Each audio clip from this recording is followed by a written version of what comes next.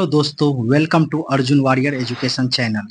Arjun Warrior Education Channel में आपका स्वागत है। आज हम लोग इलेक्ट्रीशियन ट्रेड में वाइंडिंग का एमसीक्यू लगाने जा रहे हैं। वाइंडिंग का एमसीक्यू, ठीक है, जो आने वाले जो भी एग्जाम है, जैसे बिहार सरकार का इलेक्ट्रीशियन डिपार्टमेंट का हो, चाहे यूपी इलेक्ट्रीशियन डिपार्टमेंट, चाहे एएलपी, सारे के लिए अति महत्वपूर्ण होगा। जो भी क्वेश्चन आपको देखने को मिलेगा इसी टॉपिक से रिलेटेड, इसी एमसीक्यू से आने की संभावना रहेगा। चलिए अब स्टार्ट करते हैं हम लोग। चलिए स्टार्ट करते हैं आपका फर्स्ट क्वेश्चन से। फर्स्ट क्वेश्चन से स्टार्ट करेंगे हम लोग। फर्स्ट क्वेश्चन से हम स्टार्ट करेंगे। देखिए फर्स्ट क्वेश्चन में क्या कह रहा है कि स्लॉट्स में से और स्लॉट्स के बाहर से गुजरने वाले लंबी विद्युत रोधी तार आर्मेचर बाइंडिंग में उपयोग होने वाले शब्द की परिभाषा है। क्या है परिभाषा? तो चालक। चालक देखिए, स्लॉट्स में से या स्लॉट के बाहर से जो गुजरती है लंबी विद्युत रोधित तार आर्मेचर बाइंडिंग में उपयोग होने वाला, उसे हम चालक कहते हैं। क्या कहते हैं? चालक कहते हैं। स्लॉट में से और स्लॉट के बाहर से गुजरने वाले लंबी विद्युत रोधी तार आर्मेचर बाइंडिंग में उपयोग होने वाले चालक कहलाती है। क्या कहलाती है? शब्द चालक कहलाती है। चालक की परिभाषा है। अब क्या करा है, देखिए करा है कि आर्मेचर कोर के स्लॉट में उनके विशिष्ट अनुक्रम में अंतिम कनेक्शन के साथ इंसुलेटेड कंडक्टर की क्रमबद्ध व्यवस्था को क्या कहा जाता है? मतलब आर्मेचर कोर के स्लॉट में उनके विशिष्ट अनुक्रम में अंतिम कनेक्शन के साथ इंसुलेटेड कंडक्टर की क्रमबद्ध व्यवस्था को क्या कहा जाता है? तो ये बाइंडिंग कहा जाता है। क्या कहा जाता है? बाइंडिंग कहा जाता है। मान लीजिए ऐसे ऐसे खांचा बना होता है, ठीक है, फिर ऐसे खांचा बना होता है, ऐसे ऐसे, फिर ऐसे खांचा बना होता है। इसमें जो तार का जो लपेटा रहता है उसे हम क्या कहते हैं? क्रमबद्ध व्यवस्था को, इंसुलेटेड कंडक्टर को बाइंडिंग कहते हैं। बाइंडिंग आर्मेचर या स्टेटर कोर के खांचों में क्रमबद्ध विधि से चालकों को स्थापित करना और विशिष्ट क्रम में उनका संयोजक करना ही बाइंडिंग कहलाता है। मतलब बाइंडिंग क्या है? तो आर्मेचर या स्टेटर के कोर के खांचों में क्रमबद्ध विधि चालकों को सत्रावित करना या विशिष्ट क्रम में उनके संयोजन करना ही क्या कहलाता है? बाइंडिंग कहलाता है। नेक्स्ट क्वेश्चन देखिए क्या करा है। करा है कि एक कंडक्टर जिसमें श्रृंखला में कई टर्न्स जुड़ी होती है उसे क्या कहा जाता है? एक कंडक्टर जिसमें श्रृंखला में कई टर्न्स जुड़ी होती है उसे क्या कहते हैं? कुंडली समूह कहते हैं। क्या कहते हैं? कुंडली समूह। कुंडली समूह एक चालक जिसमें श्रृंखला के रूप में कई टर्न्स जुड़ी होती है उसे कुंडली समूह कहते हैं। क्या कहते हैं? कुंडली समूह कहते हैं। आगे देखिए नेक्स्ट क्या करा है। करा है कि किसी कुंडली का वो हिस्सा जो एक स्लॉट में रहता है उसे क्या कहा जाता है? तो उसे कहा जाता है कुंडली साइड। किसी कुंडली में कुंडली साइड वो हिस्सा है जो एक स्लॉट में रहता है। किसी कुंडली में कुंडली का वो हिस्सा जो एक स्लॉट में रहता है उसे क्या कहते हैं? कुंडली साइड। किसी कुंडली में कुंडली साइड वो हिस्सा है जो एक स्लॉट में रहता है, एक स्लॉट में रहता है। आगे नेक्स्ट क्या कर रहा है? कर रहा है कि एक क्वाइल से बाहर आने वाले सिरों को क्या कहा जाता है? एक क्वाइल से बाहर आने वाले सिरों को क्या कहा जाता है? क्वाइल की लीड्स कहा जाता है। क्वाइल की लीड्स कहा जाता है। एक क्वाइल से बाहर आने वाले सिरों को क्वाइल की लीड्स कहा जाता है। एक क्वाइल से बाहर आने वाले सिरों को क्वाइल की लीड्स कहा जाता है। क्या कहा जाता है? क्वाइल की लीड्स कहा जाता है। कह रहा है विद्युत बाइंडिंग निम्नलिखित में से कौन सी इंसुलेटिंग सामग्री का उपयोग किया जाता है? विद्युत बाइंडिंग में निम्नलिखित में से कौन सी इंसुलेटिंग सामग्री का उपयोग किया जाता है? तो ये एम्पायर क्लॉथ का, एम्पायर क्लॉथ का। विद्युत वाइंडिंग में इंसुलेटिंग सामग्री के रूप में एम्पायर क्लॉथ, प्रेस पान और लेटेराइट फिल्म आदि प्रयुक्त होती है। मतलब विद्युत बाइंडिंग में इंसुलेटिंग सामग्री के रूप में एम्पायर क्लॉथ, प्रेस पान और लेटेराइट फिल्म आदि प्रयुक्त होती है। ठीक है। अब देखिए 7 नंबर क्या करा आपका? देखिए करा है कि टोराइड एक क्या होता है? टोराइड एक तार की कुंडलीकृत कॉइल है। टोराइड क्या है? एक तार की कुंडलीकृत कॉइल है। टोराइड एक तार की कुंडलीकृत कॉइल होती है जो विध्रुवक का कार्य करती है। विध्रुवक का कार्य करती है। किसका कार्य करती है? विध्रुवक का। कहना है कि वार्निश की परत चढ़े तांबे के तार को क्या कहा जाता है? वार्निश की परत चढ़े तांबे की तार को इनेम्ड वायर कहते हैं। इनेम्ड वायर कहते हैं। वार्निश की परत चढ़े तांबे के तार को इनेम्ड वायर कहा जाता है। इसका प्रयोग समानता वाइंडिंग में क्या आता है? किसमें क्या आता है? वाइंडिंग में क्या आता है?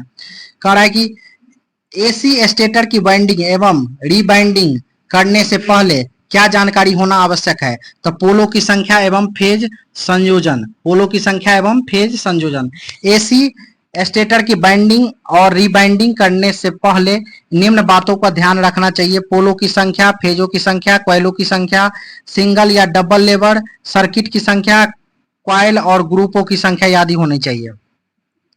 नेक्स्ट क्या कहा जाता है कि आर्मेचर खांचों की संख्या के संदर्भ में दो आसन विपरीत ध्रुवों के बीच की दूरी कितनी होती है। आर्मेचर खांचों की संख्या के संदर्भ में दो आसन विपरीत ध्रुवों के बीच की दूरी कितनी होती है। धुरपीच होती है, धुरपीच होती है, दूरी धुरपीच होती है, धुरपीच होती है। धुरपीच क्या होती है, देखिए कह रहा है कि पोल पिच जिसको धुरपीच दो पोलों के मध्य की दूरी को धुरपीच कहा जाता है या पोल पिच कहा जाता है। पोल पिच अंग्रेजी नाम है। दो पोल के मध्य की दूरी को धुरपीच कहते हैं या पोल पिच कहते हैं। इसे आर्मेचर स्लॉट्स की संख्या के आधार पर प्रदर्शित करते हैं। इसे वाईपी से प्रदर्शित किया जाता है।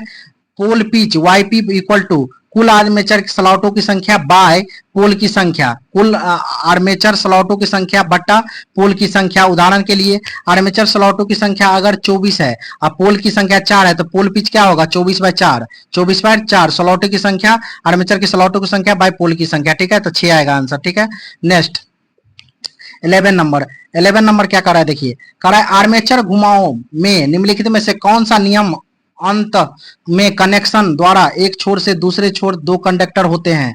तो ये होता है टर्न्स के नियम। किसके नियम, टर्न्स के नियम। देखिए आर्मेचर वाइंडिंग या घुमाव में नियम अंत में कनेक्टर द्वारा एक छोर से जुड़े दो कंडक्टर को टर्न्स होते हैं। टर्न्स से मिलकर कॉइल बनती है और कॉइल से वाइंडिंग बनती है। एक कॉइल के दो भाग होते हैं। सक्रिय, इस भाग में विद्युत वाहक बल पैदा होता है। सक्रिय, इस भाग में विद्युत वाहक बल पैदा होता है। निष्क्रिय, इस भाग में विद्युत वाहक बल पैदा नहीं होता है। सक्रिय में विद्युत वाहक बल पैदा होता है, निष्क्रिय में विद्युत वाहक बल पैदा नहीं होता है। यह निष्कर्ष रहता है। ठीक है, नेक्स्ट 12 नंबर कह रहा है कि पिच कारक के परिणामी ईएमएफ का अनुपात होता है। क्या होता है, तो पिच कारक जो होता है शॉर्ट पिच कॉइल से फुल पिच कॉइल के परिणाम ईएमएफ का अनुपात होता है।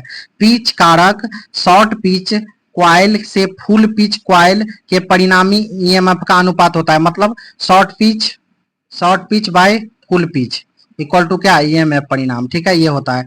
ठीक है, कह रहा है कि पिच कारक, देखिए पिच कारक ईएमएफ का मूलभूत घटक है। इसको केपी द्वारा, किसका, केपी से दर्शाया जाता है पिच कारक को।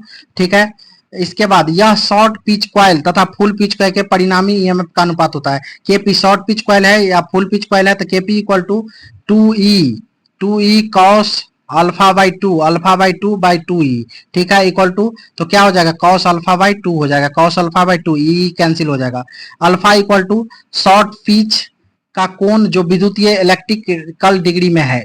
Alpha equal to short pitch का कोण जो विद्युतीय इलेक्ट्रिकल डिग्री में है।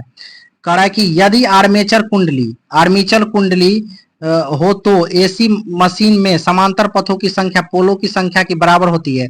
अगर यदि आर्मेचर कुंडली पास कुंडली या बाइंडिंग हो तो पास कुंडली बाइंडिंग हो तो एसी मशीनों में समांतर पथों की संख्या पोल की संख्या के बराबर होती है। यदि आर्मेचर कुंडली पास कुंडली हो तो एसी मशीनों में समांतर पथों की संख्या पोल की संख्या के बराबर है, जबकि लहर कुंडली में समांतर पथों की संख्या पोलों के तुल्य है। कह रहा है कि आर्मेचर बाइंडिंग में निम्न में से कौन सा करंट होता है। आर्मेचर बाइंडिंग में केवल लॉर्ड धारा करंट होता है। आर्मेचर बाइंडिंग में केवल लॉर्ड धारा करंट होता है। आर्मेचर बाइंडिंग में केवल लॉर्ड धारा होती है जो केवल आर्मेचर को शुरुआती बलाघूर्ण प्रदान करती है। आर्मेचर बाइंडिंग में निम्न में से कौन सा करंट होता है, तो केवल लॉर्ड धारा करंट होता है। आर्मेचर बाइंडिंग में केवल लॉर्ड धारा होती है जो केवल आर्मेचर की शुरुआती बलाघूर्ण प्रदान करती है।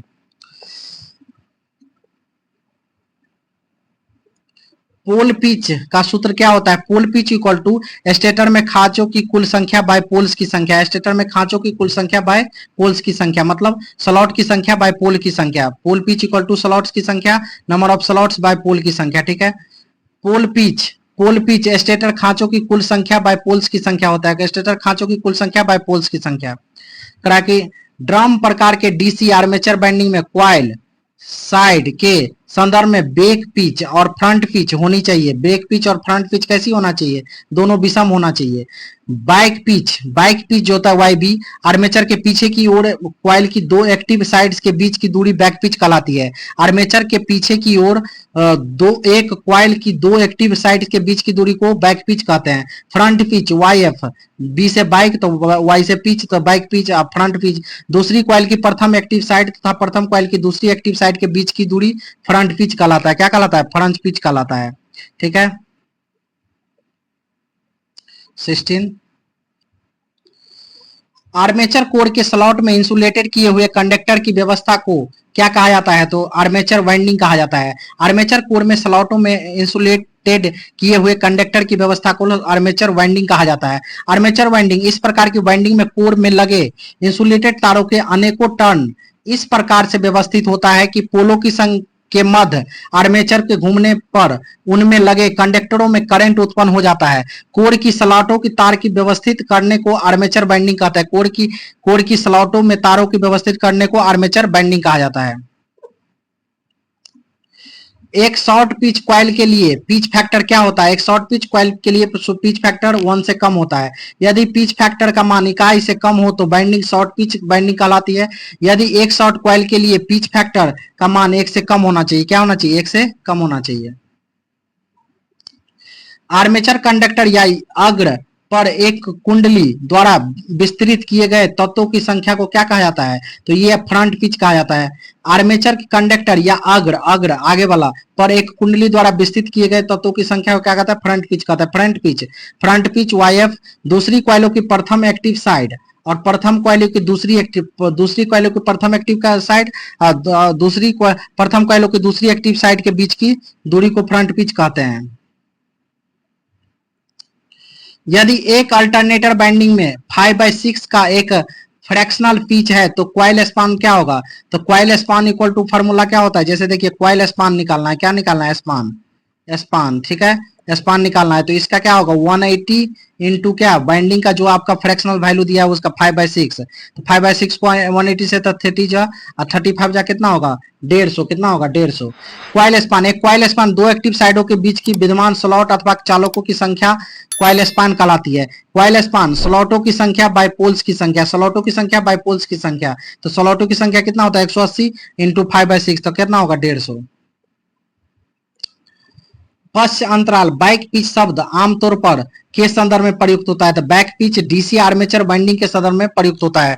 Back pitch DC armature binding के संबंध में प्रयुक्त होता है। पश्च अंतराल बैक पिच शब्द आमतौर पर डीसी आर्मेचर बाइंडिंग के संदर्भ में प्रयुक्त होता है। लोहे के क्रोड वाले सोलेनॉइड की आकर्षण शक्ति होती है तो आकर्षण शक्ति वायु के क्रोड वाले सोलेनॉइड से अधिक होती है। लोहे के क्रोड वाले सोलेनॉइड की आकर्षण शक्ति वायु के क्रोड वाले सोलेनॉइड से अधिक होती है। लोहे की क्रोड वाले सोलेनॉइड की आकर्षण शक्ति वायु के क्रोड वाले सोलेनॉइड से अधिक होती है।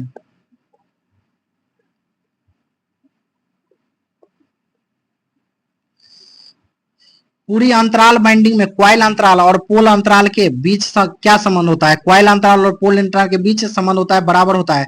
कुंडली अंतराल इक्वल टू पोल अंतराल, कुंडली अंतराल इक्वल टू पोल अंतराल, कुंडली अंतराल इक्वल टू पोल अंतराल। पूर्ण अंतराल बाइंडिंग में कुंडली अंतराल और पोल अंतराल के बराबर होते हैं, या दूसरे शब्दों में पोल पिच इकाई होती है। शॉर्ट पिच बाइंडिंग में कुंडली अंतर पोल पिच से कम रहती है, जबकि फुल पिच में कुंडली अंतराल पोल अंतराल से अधिक होती है।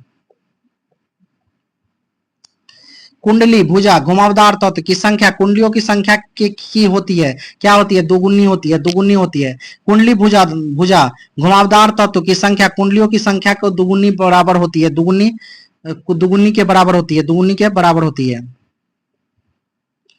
दो क्रमागत फेरों के बीच की दूरी को क्या कहा जाता है? दो क्रमागत के फेरों के बीच की दूरी को कुंडली अंतराल वाइंडिंग पिच कहा जाता है, वाई बाइंडिंग पिच कहा जाता है। दो क्रमागत फेरों की दूरी को कुंडली अंतराल कही जाती है। विपरीत कुंडलन में सारी कुंडली में बराबर क्या होती है? तो सारी कुंडली में बराबर होती है लंबाई। विपरीत कुंडलन में सारी कुंडली में बराबर होती है लंबाई। विपरीत कुंडल में कुंडली लंबाई के बराबर होती है। विपरीत कुंडल में कुंडली लंबाई के बराबर होती है, अर्थात समान लंबाई होना जरूरी है। एक सोलेनाइड दो कुंडलियों का प्रयोग करता है, इनकी बाइंडिंग कहलाती है। क्या कहलाती है? पुश इन और पुल आउट। एक सोलेनाइड दो कुंडलियों का प्रयोग करता है, प्रयोग करता है, एक सोलेनॉइड दो कुंडलियों का प्रयोग करता है। इनकी बाइंडिंग पुश इन और पुल आउट कहलाती है। इनकी बाइंडिंग पुश इन और पुल आउट कहलाता है। एक सोलेनॉइड दो कुंडलियों का प्रयोग होता है, इनकी बाइंडिंग पुश इन और पुल आउट कहलाता है। एक बाइंडिंग में कॉइल पिच पोल पिच से अधिक है तो बाइंडिंग को क्या कहा जाता है? बाइंडिंग को लॉर्ड कॉर्ड पिच कहा जाता है, लॉर्ड कॉर्ड पिच कहा जाता है। यदि बाइंडिंग में कॉइल पिच पोल पिच से अधिक है, मतलब कॉइल पिच ग्रेटर देन है पोल पिच से अधिक है, इस कंडीशन में आपको क्या कहा जाएगा? लॉन्ग कॉर्ड पिच कहा जाता है। लॉन्ग कॉर्ड पिच यदि आर्मेचर कॉइलों के दोनों पासों को 180 डिग्री अंश से अधिक अंश पर स्थापित किया जाए, ऐसी कॉइल को लॉन्ग पिच या कॉर्ड पिच कहते हैं, लॉन्ग कॉर्ड पिच कहलाती है। शॉर्ट कॉर्ड पिच यदि आर्मेचर कॉइलों में दोनों पासों 180 डिग्री अंश से कम अंश पर स्थापित किया जाए तो ऐसी कॉइल को शॉर्ट कॉइल पिच, 180 से कम पर तो शॉर्ट कॉर्ड पिच, 180 से ज्यादा पर तो long coil pitch. Full pitch binding armature कॉइलों में दोनों पासों को 180 अंश के अंतर पर स्थापित किया जाए तो फुल पिच बाइंडिंग कहलाता है, फुल पिच बाइंडिंग कहलाता है।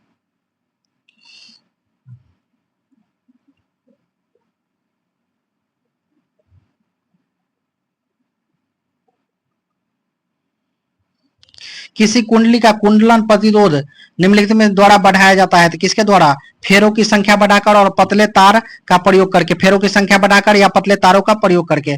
फेरों की संख्या बढ़ाकर या पतले तारों का प्रयोग करके किसी कुंडली का कुंडलन प्रतिरोध को फेरों की संख्या बढ़ाकर या तार के पतले तार का प्रयोग करके बढ़ाया जा सकता है। एक ध्रुव के तहत कई स्लॉट में वितरित ईएमएफ के वेक्टर योग तथा प्रेरित ईएमएफ के अंकगणित योग का अनुपात क्या कहलाता है? तो डिस्ट्रीब्यूशन फैक्टर केडी कहलाता है। क्या कहलाता है? केडी। एक ध्रुव के तहत कई स्लॉटों में वितरित ईएमएफ के वेक्टर योग तथा प्रेरित ईएमएफ के अंकगणितीय योग के अनुपात को क्या बोलते हैं? डिस्ट्रीब्यूशन फैक्टर केडी कहते हैं। बाइंडिंग जिसमें कुंडलन के दो किनारों के बीच की दूरी फुल पिच बाइंडिंग से कम होती है, वैसी बाइंडिंग जिसमें कुंडलन के दो किनारों के बीच की दूरी फुल पिच बाइंडिंग से कम होती है, क्या कहलाता है? तो ये कहलाता है फुल पिच बाइंडिंग से कम होगी तो शॉर्ट पिच बाइंडिंग कहलाएगी। क्या कहलाएगी? Short pitch binding. Short pitch binding इस बाइंडिंग में कुंडलन में दो किनारों के बीच की दूरी फुल पिच बाइंडिंग से कम होती है। शॉर्ट पिच वाइंडिंग विधि में बिना चिंगारी के कुंडली का चौड़ाई की चौड़ाई से कम रखी जाती है तो पोल की चौड़ाई से कम रखी जाती है, पोल की चौड़ाई से कम रखी जाती है। शॉर्ट पिच बाइंडिंग में बिना चिंगारी के कुंडली की चौड़ाई शॉर्ट पिच बाइंडिंग में बिना चिंगारी के कुंडली की चौड़ाई पोल की चौड़ाई से कम रखी जाती है तथा पिच का मान इकाई से कम रखा जाता है।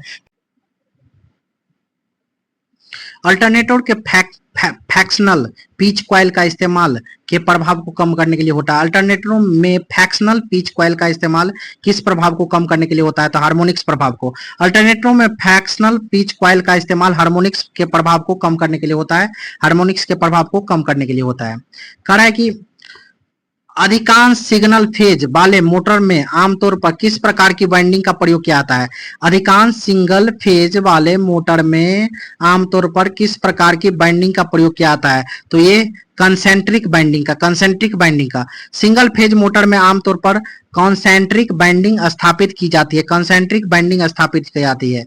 इस बाइंडिंग की विशेषता यह है कि इसमें अधिक शीतलन स्थान कॉइलिंग स्पेस होता है। अधिकांश सिंगल फेज वाले मोटर में आमतौर पर किस प्रकार की बाइंडिंग का उपयोग किया जाता है? तो ये कंसेंट्रिक बाइंडिंग का। सिंगल फेज में आमतौर पर कंसेंट्रिक बाइंडिंग स्थापित की जाती है। इस बाइंडिंग की विशेषता की सब इसमें अधिक शीतलन स्थान कूलिंग स्पेस होता है।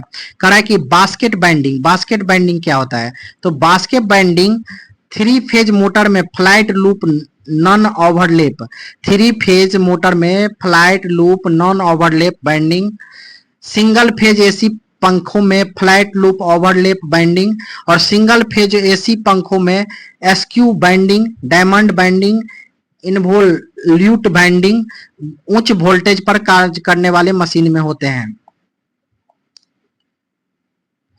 निम्नलिखित में से कौन सी बाइंडिंग नीचे दिए गए किस प्रतीक द्वारा दर्शाई गई है? मतलब कि इस प्रतीक द्वारा दर्शाई गई है वो कौन सा बाइंडिंग है? तो ये कौन सा बाइंडिंग का फिगर है? देखिए ये ये आपका निचला हिस्सा है, ये ऊपरी वाला हिस्सा है, ऐसे वाला ऊपरी वाला हिस्सा है, ये ऐसे ऐसे करके, और ये और ये निचला हिस्सा है। तो कह रहा है इस किस प्रकार के बाइंडिंग में है, तो ये आपका कौन प्रकार का बाइंडिंग होगा, ये आपका होगा सिंगल लेयर बास्केट बाइंडिंग। देखिए इधर से आप याद कैसे रखेंगे, इधर से बास्केट, इधर से बास्केट, इधर से फिर बास्केट, बास्केट जैसा दिख रहा है कि नहीं, बास्केट में होता है क्या, टोकरी, देखिए ऐसे ऐसे दिख रहा है, ऐसे ऐसे ऐसे, तो टोकरी, तो सिंगल लेयर बास्केट बाइंडिंग कौन था, सिंगल लेयर इस साइड से इस साइड से। कह रहा है कि basket binding, basket binding, binding पूर्ण होने के उपरांत इसकी आकृति बांस की बनी टोकरी जैसी होती है कि नहीं, बांस की बनी टोकरी जैसी, ऐसी टोकरी जैसी होती है। इसी कारण आए इधर से ऊपर वाला टोकरी, इसी कारण इसका नाम बास्केट बाइंडिंग है, जैसे चित्र में दर्शाया गया। सिंगल एंड डबल लेयर की में की जाती है, सिंगल एवं डबल लेयर में की जाती है। अब कह रहा है क्या, देखिए कह रहा है क्या, नीचे नीचे दिए गए चित्र में के जरिए इनमें से कौन सा बाइंडिंग का दिखाया गया है। ये है स्किन बाइंडिंग। कैसा बाइंडिंग है ये, स्किन बाइंडिंग। देखिए ये स्किन का ऊपरी लेयर और ये नीचे, देखिए ये स्किन बाइंडिंग है। कौन सा बाइंडिंग है, देखिए स्किन का लेयर बना हुआ है, स्किन बाइंडिंग है। कौन बाइंडिंग है, स्किन बाइंडिंग है। अब देखिए यहाँ कह रहा है स्किन बाइंडिंग में क्या होता है, इस प्रकार की बाइंडिंग में एक बड़ी क्वाइल लपेटी जाती है, इसमें विभिन्न स्ट्रेचर खांचों में स्थापित किया जाता है। स्क्रू बाइंडिंग, इस बाइंडिंग में क्वाइल की दो पार्स छोटे छोटे बड़े रखे जाते हैं, जिसमें मोटर की उष्मा में विकिरण के लिए अधिक खुला स्थान उपलब्ध होता है। बाइंडिंग, यह बाइंडिंग उच्च वोल्टेज पर कार्य करने वाली मशीनों में उपयोग की जाती है। अब कह रहा है diamond binding, diamond coil binding, इस प्रकार की बाइंडिंग में क्वाइल को हीरे की आकृति प्रदान की जाती है। डायमंड क्वाइल बाइंडिंग में, इस प्रकार की बाइंडिंग में क्वाइल को हीरे की आकृति प्रदान की जाती है। यह अधिक स्थान घेरती है और उच्च वोल्टेज पर कार्य करने वाले मशीनों में प्रयोग की जाती है। बास्केट बाइंडिंग, बाइंडिंग पूर्ण होने के बाद इसकी आकृति बांस की पट्टियों की बनी टोकरी जैसे प्रतीत होती है, एकल और दोहरी परत वाली होती है। ठीक है, अब देखिए यहाँ किस प्रकार के बाइंडिंग में क्वाइल एक दूसरे के साथ परस्पर छादी होती है, तो ये होता है चैन बाइंडिंग में। चैन बाइंडिंग में एक दूसरे पर छादी होती है, चैन बाइंडिंग एक दूसरे पर छादी होती है। इस बाइंडिंग का प्रयोग सिंगल फेज में किया जाता है। इस बाइंडिंग का अन्य नाम फ्लैट लूप ओवरलैप। इस प्रकार की बाइंडिंग में प्रति पोल प्रति फेज क्वाइल की संख्या अधिक होती है। क्वाइल प्रायः दो आकार की बनाई जाती है और प्रत्येक स्टेटर में खांचों में क्वाइल के पार्श्व स्थापित किया जाता है। और यह बाइंडिंग जंजीर भांति व्यवहार होता है। यह बाइंडिंग सिंगल फेज एसी पंखों स्थापित किया जाता है। अधिकतर इन्हें कंसेंट्रिक बाइंडिंग कहा जाता है। बोलिए बोलिए सर। दिया गया चित्र में से कौन घुमाव को इंगित करता है, तो ये आपका है एसक्यू कुंडल। एसक्यू, देखिए एसक्यू कुंडल को याद करने के लिए देखिए ऐसे याद कर लीजिए, ऐसे रहेगा आपका, ऐसे रहेगा फिगर, एगो माइंड में बना लीजिए, ऐसे रहेगा, इसके पीछे ये रहेगा, दो ये लगा रहेगा, तो एसक्यू बैंडल है। एसक्यू बैंडल कुंडल का घुमाव है, किसका, एसक्यू कुंडल का। कह रहा है कि यदि वक्र कुंडल का समूह होता है और एक ही केंद्र होता है, तो इस वक्र को क्या कहते हैं, एक वक्र कुंडल का समूह होता है और एक ही केंद्र होता है, तो इस वक्र को क्या कहा जाता है, तो केंद्रित वक्र। यदि वक्र कुंडल का समूह एक ही केंद्र होता है, केंद्र लगा है, तो इस वक्र को केंद्रित वक्र कहते हैं, केंद्रित वक्र कहते हैं। कह रहा है कि यदि घुमाव में क्वाइल की संख्या प्रति चरण केवल एक ध्रुव है, तो घुमाव को क्या कहते हैं, तो सांद्रित वाइंडिंग, सांद्रित वाइंडिंग। यदि घुमाव में क्वाइल की संख्या प्रति चरण केवल एक ध्रुव है, तो घुमाव को क्या कहते हैं, सांद्रित वाइंडिंग। सांद्रित वाइंडिंग, यदि बाइंडिंग में क्वाइल्स की संख्या प्रति पोल प्रति फेज एक हो, तो सांद्रित वाइंडिंग कहलाती है, सांद्रित वाइंडिंग कहलाती है। नीचे दिए गए चित्र में निम्न में से कौन सा वक्र इंगित करता है, कौन सा वक्र है ये कौन सा वक्र है आपका। देखिए इस देखने से दिख रहा होगा कि इसमें पेचदार कुंडल है। देखिए यहाँ पेच फंसा हुआ है, पेचदार कुंडल है। क्या है, पेचदार कुंडल है। क्या है, पेचदार कुंडल है। तो पेचदार कुंडल कौन सा ऑप्शन है आपका, सी ऑप्शन। ठीक है, अब देखिए कह रहा है कि रिट्रोग्रेसिव वाइंडिंग कम्यूटेटर पिच का मान लिया जाता है, कितना लिया जाता है, रिट्रोग्रेसिव वाइंडिंग पिच का मान कितना लिया जाता है, तो 1 लिया जाता है। रिट्रोग्रेसिव वाइंडिंग में कम्यूटेटर पिच का मान 1 लिया जाता है। क्या लिया जाता है, 1 लिया जाता है। ठीक है, आगे देखिए क्या कर रहा है कि वह बाइंडिंग जो कम्यूटेटर के किनारे से देखने पर वामावर्त दिशा में अग्रेसित होती है, उसे क्या कहते हैं, तो उसे कहते हैं रेट्रोग्रेसिव बाइंडिंग। रेट्रोग्रेसिव बाइंडिंग में एक कुंडल के आरंभिक और समाप्ति छोर एक दूसरे को पार करते हैं, जिसे शॉर्ट सर्किट कहा जाता है। क्या कहा जाता है, शॉर्ट सर्किट होता है। कह रहा है रेट्रोग्रेसिव बाइंडिंग, यह बाइंडिंग प्रोग्रेसिव बाइंडिंग के विपरीत दिशा में की जाती है, अर्थात पीछे की ओर चलती है। प्रोग्रेसिव बाइंडिंग क्या है, तो इसमें बाइंडिंग का भाग की ओर चलती है, बाइंडिंग भाग की ओर चलती है। ठीक है, एक आर्मेचर बाइंडिंग में एक टर्न कितना होता है, 2 कंडक्टर का होता है, एक टर्न 2 कंडक्टर होता है। एक आर्मेचर बाइंडिंग में एक टर्न 2 कंडक्टर का होता है। एक आर्मेचर बाइंडिंग में एक टर्न में 2 कंडक्टर का होता है। आर्मेचर बाइंडिंग में ही प्रत्यावर्ती प्रवृत्ति का ही विद्युत वाहक बल उत्पन्न होता है। आर्मेचर को चुंबकीय क्षेत्र में घुमाया जाता है, चुंबकीय क्षेत्र में घुमाया जाता है। कह रहा है कि एक पूर्ण कुंडली बाइंडिंग जिसमें कुंडल समूहों की संख्या प्रति फेज स्टेटर कुंडली समूह की संख्या के बराबर होता है। एक पूर्ण कुंडली बाइंडिंग में जिसमें कुंडली समूहों की संख्या प्रति फेज स्टेटर कुंडली समूहों की संख्या के बराबर होता है, तो वह संख्या उस संख्या से विभाजित होता है, तो फेज की कुल संख्याओं को दर्शाती है जिसमें जिसके लिए बाइंडिंग है। इस बाइंडिंग को क्या कहा जाता है, तो ये पूर्ण कुंडली बाइंडिंग, मतलब पूर्ण कुंडली बाइंडिंग जिसमें कुंडली समूहों की संख्या प्रति फेज स्टेटर में कुंडली समूह की संख्या के बराबर होता है और वह संख्या उस संख्या से विभाजित होती है जो फेज की कुंडल संख्या को दर्शाती है जिनके लिए बाइंडिंग हुआ है। ऐसे बाइंडिंग को क्या कहते हैं, पूर्ण कुंडली बाइंडिंग। पूर्ण कुंडली बाइंडिंग एक पूर्ण कुंडली बाइंडिंग जिसमें कुंडली समूहों की संख्या प्रति फेज स्टेटर में कुंडली समूहों की संख्या के बराबर होती है और वह संख्या उस संख्या से विभाजित होती है जो फेज की कुल संख्या को दर्शाती है, जिनके लिए बाइंडिंग पूर्ण कुंडली बाइंडिंग कहलाती है। क्या कहलाती है, पूर्ण कुंडली बाइंडिंग कहलाती है। वो बाइंडिंग जिसमें प्रत्येक स्लॉट में केवल एक साइड होता है उसे कहा जाता है, क्या कहा जाता है, एकल परत बाइंडिंग। एकल परत बाइंडिंग क्या होता है, वो बाइंडिंग जिसमें प्रत्येक स्लॉट में केवल एक साइड होती है, एक साइड होती है, प्रत्येक स्लॉट में एक साइड होती है। कह रहा है कि एक कुंडली एक का अंतिम लीड कॉइल के आरंभिक हिस्सा से जुड़कर उस एक ध्रुव अंतराल के समान अंतर पर रखने को क्या कहते हैं, तो सरल चढ़ाव कुंडली कहते हैं। कुंडली एक का अंतिम लीड कॉइल के आरंभिक हिस्से से जुड़कर उस एक ध्रुव अंतराल के समान अंतर पर रखने को क्या कहते हैं, सरल चढ़ाव कुंडली कहते हैं। सरल चढ़ाव कुंडली वह कुंडली है जिसका अंतिम लीड कॉइल और आरंभिक हिस्से से जुड़कर उसे ध्रुव अंतराल के समान अंतर पर रखने को होते हैं। टेस्ला कुंडली एक है, क्या है, टेस्ला कुंडली एक उच्च आवृत्ति का रेसोनेंट ट्रांसफार्मर है। टेस्ला कुंडली एक उच्च आवृत्ति का रेसोनेंट ट्रांसफार्मर है। टेस्ला कुंडली एक उच्च प्रकार का आवृत्ति का रेसोनेंट ट्रांसफार्मर है।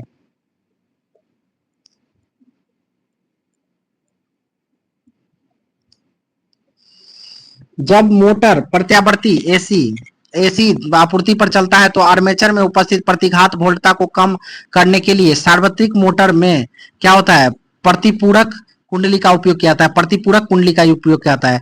जब मोटर प्रत्यावर्ती धारा एसी आपूर्ति पर चलता है तो आर्मेचर उपस्थित प्रतिघात वोल्टता को कम करने के लिए सार्वत्रिक मोटर में प्रतिपूरक कुंडली का उपयोग किया जाता है। प्रतिपूरक कुंडली का उपयोग किया जाता है। निम्नलिखित में से किस बाइंडिंग में कॉइल ओवरलैप करते हैं, ओवरलैप करते हैं, कॉइल ओवरलैप लैंप करते हैं और कुंडली रखने के बाद आर्मेचर पीछे दिशा में घूमता है, ये कौन सा बाइंडिंग में, तो लैप बाइंडिंग में।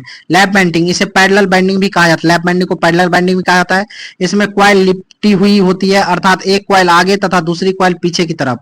लैप बाइंडिंग की स्थिति में बैक पिच और फ्रंट पिच के मध्य केवल 2 कंडक्टर का अंतर होता है। एक घूर्णी परावर्तित लैप बाइंडिंग की आर्मेचर बाइंडिंग प्रयुक्त की जाती है। लैप बाइंडिंग में समांतर पथों की संख्या पोल की संख्या के समान होती है। समांतर पथों की संख्या पोल की संख्या के समान होती है। आर्मेचर के प्रोग्रेसिव लैप बाइंडिंग में सामने वाले पिच और पीछे वाले पिच के बीच का संबंध को क्या कहा जाता है, ऋणात्मक संकेत द्वारा निरूपित किया जाता है। आर्मेचर के प्रोग्रेसिव लैप बाइंडिंग के सामने वाले पिच और पीछे वाले पिच के बीच ऋणात्मक संकेत द्वारा निरूपित किया जाता है। आर्मेचर के प्रोग्रेसिव लैप बाइंडिंग के सामने वाले पिच और पीछे वाले पिच के बीच का संबंध ऋणात्मक संकेत द्वारा निरूपित किया जाता है। किस प्रकार की बाइंडिंग में कुंडल के शुरुआती और समाप्ति किनारे कम्यूटेटर सेगमेंट की दूरी पर जुड़ी होती है, तो ये किस प्रकार में होता है, सिंप्लेक्स लैप बाइंडिंग में। सिंप्लेक्स लैप बाइंडिंग में इस प्रकार की बाइंडिंग में सिंप्लेक्स लैप प्रकार की बाइंडिंग में कॉइल का पहला और अंतिम सिरा साथ साथ वाले कम्यूटेटर सेगमेंट पर लगाया जाता है। कम्यूटेटर सेगमेंट पर लगाया जाता है। कह रहा है कि एक सिंप्लेक्स और लैंप कुंडली के लिए कम्यूटेटर पिच निम्नलिखित में से किसके समान होता है, तो ये आपका हम प्लस माइनस 1 के समान। एक सिंप्लेक्स कुंडली में के लिए कंप्यूटर पिच निम्नलिखित में से किसके मान के बराबर, प्लस माइनस 1। एक सिंप्लेक्स लैंप कुंडली के लिए कम्यूटेटर पिच प्लस माइनस 1 के बराबर होती है।